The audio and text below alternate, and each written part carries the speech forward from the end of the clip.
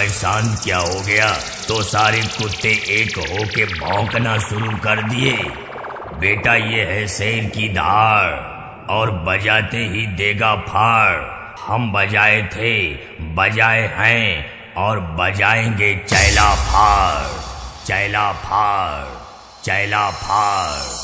हम है संदीप डीजे शराबिका वाले, बीका वाले।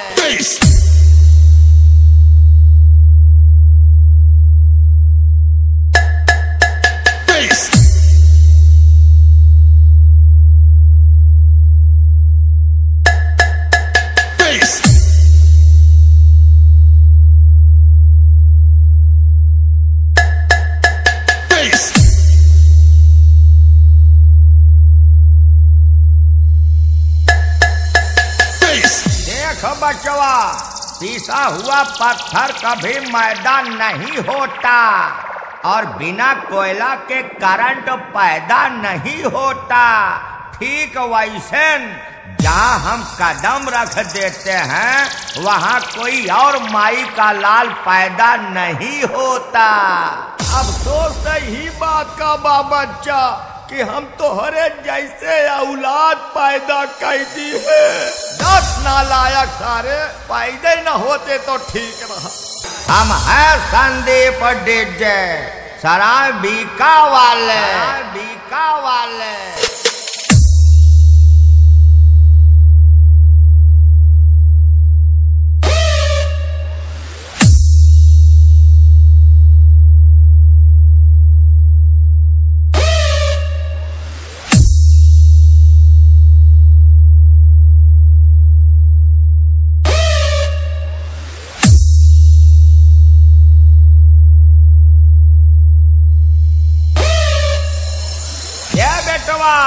हमार नकल करे खातिर खुद के अकल चाहे और अकल के साथ साथ बढ़िया शकल चाहे।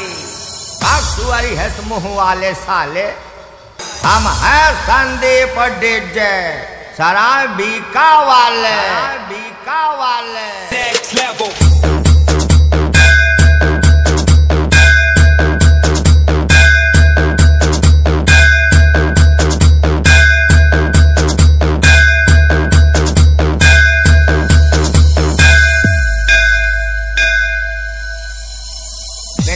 तो हाथ दुई कौड़ी का डायलॉग कौने केंद्र से आवा था?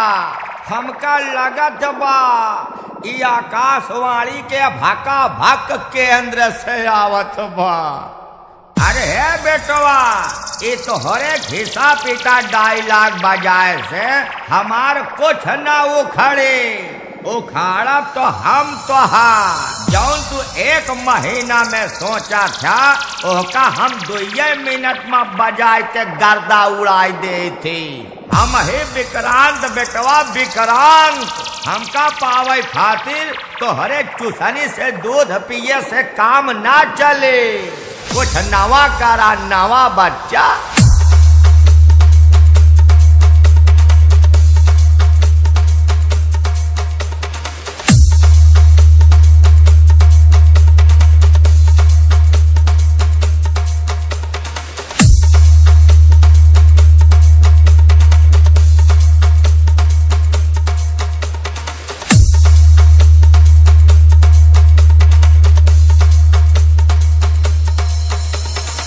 अरे बेटवा, ये लैपटॉप पे अंगुली फरकाए से बड़का ऑपरेटर ना बना।